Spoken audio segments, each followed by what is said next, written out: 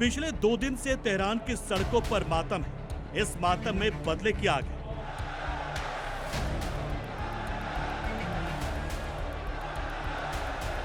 Iran के जिस supreme leader का तख्ता पलट करने के लिए अमेरिका इजराइल ने जो जंग छेड़ी थी, उसके खिलाफ अब ऐसी आवाजें गूंज रही हैं। करीब 2 करोड़ लोग अपने सुप्रीम लीडर को अंतिम विदाई देने मुसल्ला के इमाम खुमैनी ग्राउंड में जमा हुए। इस दौरान कुछ चीजें पहली बार देखी। दिवंगत supreme leader Ayatollah Ali Khamenei के 3 बेटे महीनों बाद पब्लिक के सामने आए। ये तीनों अपने पिता के ताबूत के पीछे खड़े नजर आए। अपने पिता की हत्या के बाद पहली बार तीनों बेटे एक साथ सामने आए तो लाखों की जमा भीड़ एक पल के लिए इमोशनल हो गई। हालांकि खामेनेई के दूसरे बेटे और ईरान के मौजूदा सुप्रीम लीडर मुस्तफा खामेनेई अब तक संस्कार समारोह में कहीं नहीं दिखे।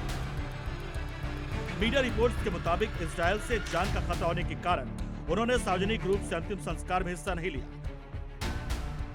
लेकिन कई मीडिया रिपोर्ट्स में कयास है कि 9 जुलाई को मुस्तफा दिख सकते हैं और पिता को अंतिम विदाई भी देंगे। अमेरिकी हमले के बाद से मुस्तफा खामेनेई कहां है, ये ईरान के कुछ शीर्ष अधिकारियों को ही पता है। अमेरिका और इजराइल का दावा है कि मुस्तफा खामेनेई पूरी तरह से घायल है। कुछ रिपोर्ट्स में इजरायली अधिकारियों ने मुस्तफा खामेनेई की अपंग होने की बात भी कही।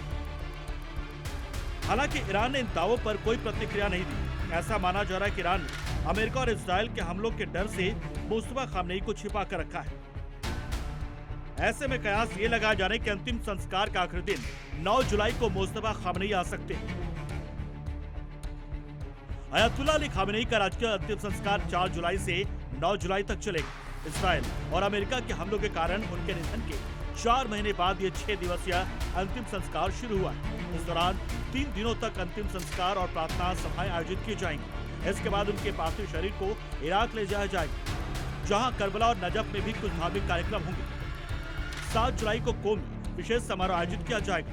अंतिम यात्रा 9 जुलाई को उनके गृहनगर मशहद पहुंचेगी, जहां उनकी अंतिम इच्छा के अनुसार उन्हें इमाम रजा दरगाह में दफनाया जाएगा। खामेनेई के अंतिम संस्कार से पहले इस्राएली रक्षा मंत्री इस्राइल काट्ज ने मुस्तफा खामेनेई की हत्या की धमकी दी थी। इसे देखते हुए अमेरिकी इंटेलिजेंस ने ईरानी अधिकारियों को अलर्ट कर दिया। अंतिम संस्कार में अगर मुस्तफा दिखते हैं तो मोसाद के एजेंट्स उन्हें मार सकते हैं। अमेरिकी राष्ट्रपति डोनाल्ड ट्रंप को डर है कि अगर ऐसा हुआ तो पूरी पीस डील खतरे में पड़ सकती है और इजराइल यही चाहता है।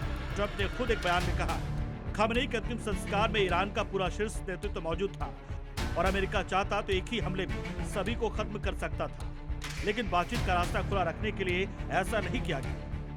ट्रंप के इस बयान पर ईरान ने भी तीखी प्रतिक्रिया दी है, खासतौर पर इसलिए कि ट्रंप ऐसा सोच भी कैसे सकते हैं। ईरानी मीडिया रिपोर्ट्स के मुताबिक सरकार ने इस बयान के जवाब में कहा कि अमेरिका के पास ना तो सभ्यता है, न इतिहास और न ही सम्मान की भावना।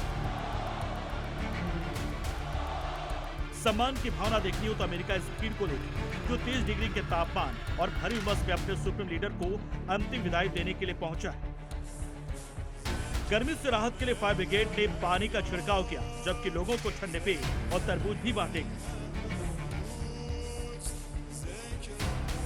ईरानी सेना ने साफ कर दिया कि इस अंतिम संस्कार में अमेरिका या इजराइल की तरफ से कोई भी खुरापात बहुत महंगी पड़ेगी,